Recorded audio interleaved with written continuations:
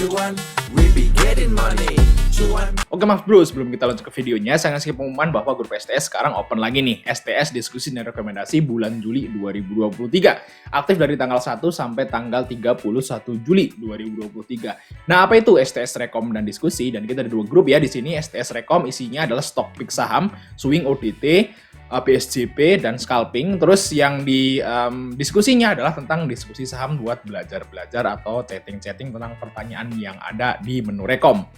Nah, kita akan lihat Rekom yang masih jalan saat ini yaitu Rekom Juni 2023. Nah, di sini kita ada menu swing seperti ini ya. Saya ngasih target TP1, TP2, TP3. Nah, selain swing kita juga ada menu gorengan, teman-teman ya. Di menu gorengan juga ada menunya seperti ini, teman-teman. Nah, ini ada buy 2-nya seperti itu ya. Nah, bagi teman-teman yang mau gabung langsung japri saya aja ya. Kontak ada di deskripsi, langsung tanya-tanya aja saya langsung. Nah, kita lanjut ke videonya, teman-teman. Assalamualaikum Mas Bro, yang kita di Fajar Daily dan kali ini kita bahas IPO baru yaitu WIDI ya, PT Widian Jaya Granindo.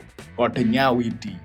Nah, kemarin udah IPO namanya Dewi, sekarang WIDI. Semoga aja besok TV, ITV. Ya. Jadi keinget masa lalu. Oke, kita lihat teman-teman ya, di sini sektornya adalah industrial, terus periode billingnya tanggal 16 sampai tanggal 22 Juni. Nah, ini adalah IPO dari perusahaan penyewaan krane. Yang ada mobil truk yang ada tangannya tinggi gitu guys ya. Ini banyak sih keperluannya buat bersihin kaca atau buat bangun gedung lah seperti itu guys. Nah, ini saham ditawaran adalah 4 juta lot teman-teman. Nah, kita langsung lihat aja ke bagian prospektusnya tentunya. Nah, yang pertama adalah bagian underwriter yaitu SH, yaitu Arta Sekuritas Indonesia. Ini jarang nih Arta guys ngipoin sahamnya. Nah, yang terakhir banget itu adalah Winner. Nah, Winner ini sebenarnya ada beberapa sekuritas sih, cuman Arta ini porsinya yang paling gede. Nah, ini Winner teman-teman. Nah, Winner ini saya ikut IPO-nya. Saya ingat banget ini cuan lumayan di Winner. Tapi habis itu rame. Ini Winner ini mirip banget sama BSBK, mirip banget kayak Sage.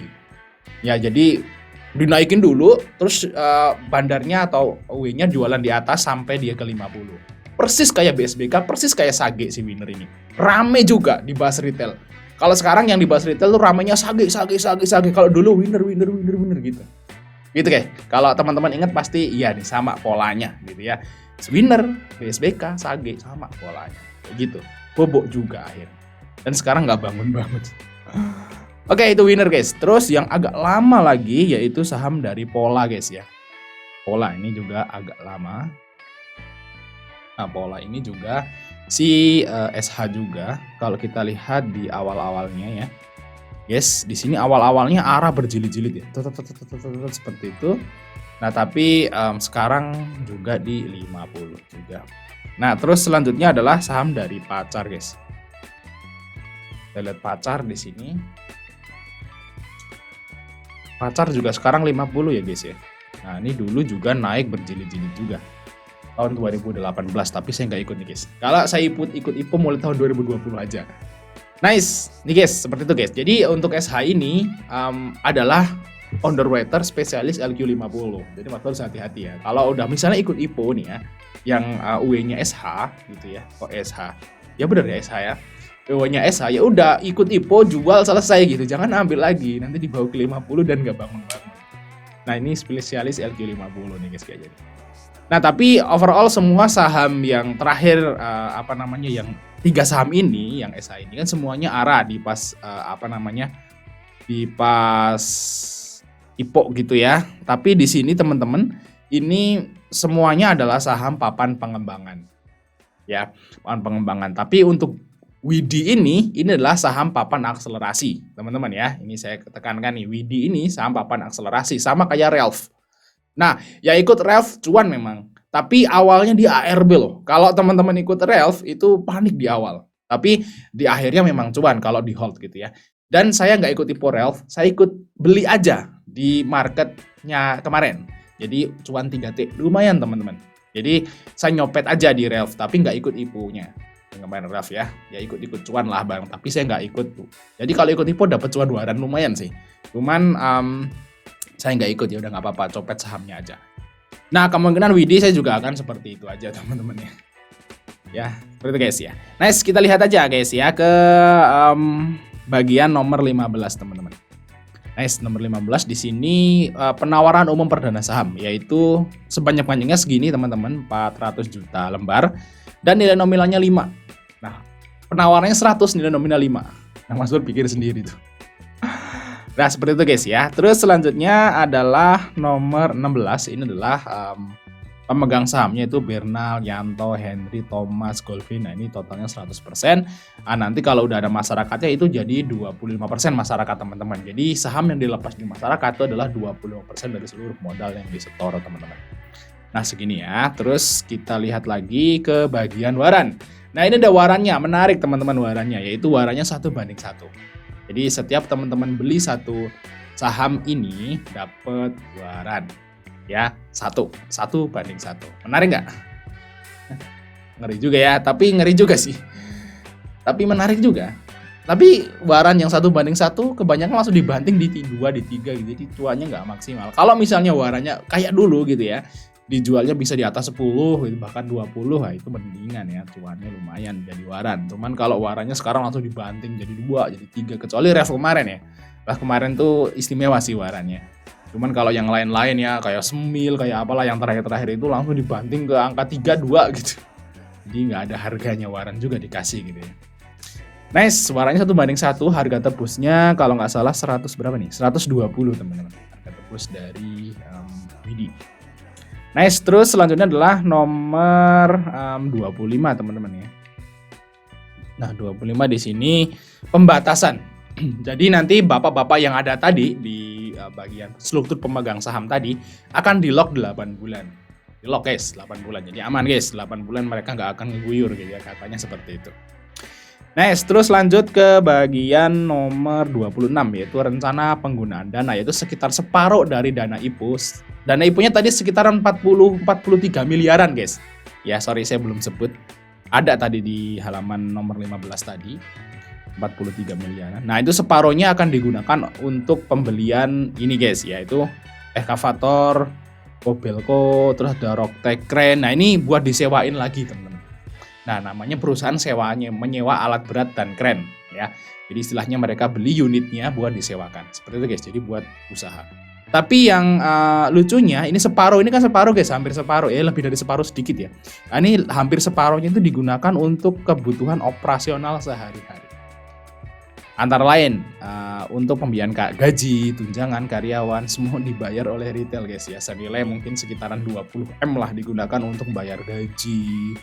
Terus biaya mobilisasi ya. Untuk biaya mobilisasi itu ya mungkin buat rapat petingginya gitu kan. Ya gitu guys ya. Nice, terus selanjutnya nomor 28 teman-teman ya. 28. Separohnya ini nggak jelas ya. Penggunaan dana dari separuh dana IPO.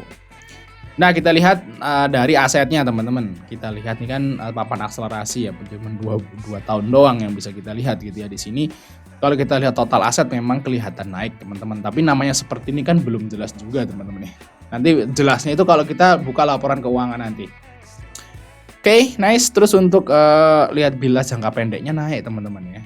Biasanya kalau yang perusahaan seperti ini yang sewa kayak gini kan dia perlu kendaraan yang untuk disewakan gitu ya. Mungkin aja dia belinya kendaraan-kendaraan atau keren-keren yang udah ada itu belinya kredit ya. Makanya liabilitas jangka pendeknya naik. Biasanya kayak gitu, mereka kredit biasanya. Nah, total liabilitasnya segini Mas Bro ya, naik sedikit. Nah, untuk ekuitasnya naik lumayan banyak. Guys, lumayan guys. Berarti perusahaan ini rentalnya laku ya, karena modalnya naik gitu.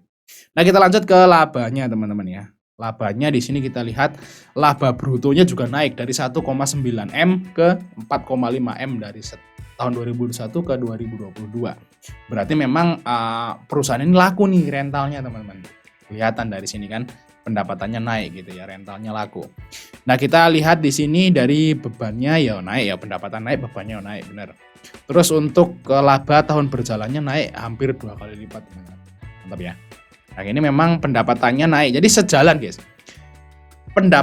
Salesnya naik 2 kali lipat, laba bersihnya naik 2 kali lipat, berarti sejalan. Tapi kalau yang aneh itu, pendapatannya naik 2 kali lipat, laba bersihnya naik 2 kali lipat, berarti sejalan. Nah, ini memang pendapatan naik 2 kali lipat, laba bersihnya naik 2 kali lipat, berarti sejalan. Tapi kalau yang aneh itu, pendapatannya naik 2 kali lipat, laba bersihnya naik 2 kali lipat, tapi laba bersihnya misalnya nggak naik atau malah turun, itu ada sesuatu yang nggak beres. Gitu guys. Kalau ini aman guys, beres ya. Oke, nice. Terus selanjutnya nomor 104. Nah, copet aja nih besok.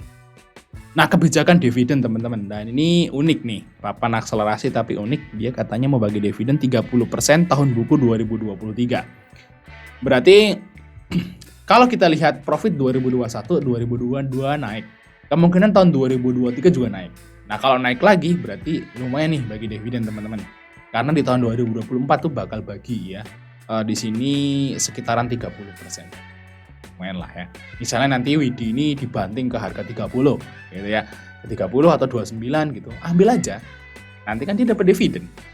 Nah, kalau di bawah ya, sekitar 30 ke bawah gitu ya, ambil aja kalau ngambil dividen. Tapi kalau masih di kisaran 100, ya dividennya pasti kecil. Yieldnya kan gitu kan. Tapi kalau udah dibanting ke di bawah 30, nah itu dividennya jadi gede. Nah, itu mungkin kalau teman-teman istilahnya mau ngambil dividennya Widi, itu saran saya ngambil di harga di bawah 30. Oke, terus selanjutnya nomor 82 guys, yaitu karyawan. Balik ke atas guys. 82 di sini. Nah, ini jumlah karyawannya teman-teman lumayan gede ya, 28. Papan akselerasi 28. Ini kan yang istilahnya operator kerennya maybe. Seperti itu guys ya, kebanyakan seperti itu. Dan di sini termasuk gede. Kalau akselerasi yang dulu kan, yang lama-lama gitu ya, karyawan cuma 4, karyawan cuma 5. Dan ada 3, si Nano 3 loh waktu itu. Lumayan lah. Ini yang SD SMP ini kemungkinan operator kerennya ya guys ya. Next, terus selanjutnya nomor 92. Nah, ini kegiatan usahanya. Ya simple aja sebenarnya, dia sewa kayak gini gitu. Dia beli kendaraan kayak gini ya, keren-keren seperti ini. Fungsinya ya macam-macam lah fungsinya, buat bangun juga bisa. Nah, terus mereka sewain buat perusahaan-perusahaan lain yang pengen bangun, pengen bersihin apa kan seperti itu. Kalau dulu saya kan pernah istilahnya kerjasama nih sama temen jasa pembersih kaca. Jasa pembersih kaca gedung. Nah, itu dulu saya bikin untuk websitenya kan. Nah, ini nyewa kayak gini ya. Ini terus orangnya naik gitu ya, terus bersihin. Seperti itu guys. Nice. Nah, ini kendaraan-kendaraan yang disewakan. Dan ini nyewain eskavator. Nah, kalau di sini namanya bego. Nah, ini kecil ya guys ya, kapasitas kecil. Kalau kita ngomong United Tractor ya, terus ngomong Hexa, UNTR Hexa itu kan gede kapasitasnya guys, itu beda ya. Ini buat batu bara, perusahaan tambang-tambang besar. Nah, kalau yang ini ekskavator kecil-kecil yang buat ngeruk tanah, ngeratain tanah kita gitu ya. Ya kemarin di sini aja ada orang pribadi guys, orang pribadi dia mau bangun rumah, lahannya nggak rata, dia sewa kayak gitu, diratain. Ya lebih murah jatuhnya daripada istilahnya nyewa, suruh orang macul gitu ya, terus ngeratain orang pakai tenaga manusia. Itu jauh lebih murah sewa eskavator begini buat garuk-garukin dan diratain, cepet juga, murah juga kerjaannya kan gitu. Nggak perlu banyak orang. Seperti ini guys, ini juga menurut saya sih prospeknya nih bagus guys kalau seperti ini. Kalau perusahaan seperti ini prospeknya saya yakin bagus sih. Nah, ini udah jelas ya untuk prospek dari kegiatan usaha dari Widi. Nah, kita lihat dari valuasi guys. Nah, untuk harganya 100 sampai 115 ya. Nah, harga bukunya 8. Nilai nominalnya 5, tapi harga bukunya 8. Berarti memang perusahaan ini bertumbuh, guys. Profitnya gede ya, mungkin jadi membuat harga bukunya tuh naik hampir 2 kali lipat ya, dari 5 ke 8 gitu ya. Kalau turun itu malah aneh. Misalnya nilai nominal 5, terus di sini dihitung harga buku cuma 3. Ini berarti perusahaannya rugi. Gitu guys ya. Next, terus harga bukunya di sini 11 kali. Di harga 100, deal 100 itu PBV-nya udah 11. Termasuk tinggi nggak? Tinggi ya. Tapi lebih rendah daripada VKTR kemarin yang dari Grup Bakri. Ya tapi udah tinggi juga. Ya makanya saya bilang kalau di bawah 30 itu baru kalau mau ngambil dividen. Kalau yang sekarang udah pasti dividennya kecil yieldnya teman-teman. Tapi kalau di bawah 30 nanti yieldnya bisa gede. Nah untuk pernya segini lumayan gede ya. Mahal. Terus untuk DER-nya ini ya aman 60% teman-teman, masih di bawah 100. Return on equity-nya 10%. Nah, mantep nih guys. Nah, IPS-nya 8. 0,8 IPS-nya. Kalau misalnya kita asumsikan pendapatan besoknya naik, bagi misalnya Rp1 gitu, semoga gitu kan. Itu kan udah lumayan guys dividennya. Tapi ya termasuk kecil juga ya. Tapi ya makanya saya bilang ngambil di bawah 30 gitu. Nah, kita lihat untuk capnya sekitaran 120M sampai 138M. Nah, kesimpulannya gimana teman-teman ya? Kalau kesimpulannya, saya nggak tahu. Kemungkinan saya akan nggak ikut IPO ini beli di IPO, tapi saya akan ikut ngeramein nanti di bursa aja setelah listing. Seperti Rev kemarin, yes ya. Karena perusahaan ini ya mahal guys ya, udah terlalu mahal dan UE-nya juga spesialis LQ50. Ya daripada was-was, kalau saya sih mendingan nanti aja deh belinya di pasar aja deh gitu ya. Dan kemarin si Rev itu juga kebanting guys. Kalau Mas Bro ikut Rev itu panik loh. Kalau ikut IPO Rev ya. Yang cuan itu malah yang copet. Kalau yang ikut IPO Rev itu malah panik ya. Mungkin CL atau kena TSCL gitu ya. Kita lihatin di sini teman-teman ya. Nah, kita lihat ya. Ini kan. Nah, ini di menit kelima bentar. Nah, yang ikut IPO Rev itu langsung ARB. Iya toh? Tuh. ARB guys, dia di harga 81. Cuman dia naik. Nah, mungkin pada CL guys. Yang ikut IPO Rev itu mungkin CL atau mungkin balik modal toh lah. Kan awalnya merah gitu ya. Terus habis itu yang copet malah cuan. Yang copet malah cuan. Saya nyopet guys, saya nyopet di harga ya di sekitar ini ya 92, TP di 95 kalau nggak salah ya. 92 sampai 95 itu saya TP. Saya copet gitu ya waktu itu tadi kemarin si Rev. Oke Mas Bro, mungkin itu sama dari kita ya. Semoga bermanfaat dan sampai ketemu di video berikutnya.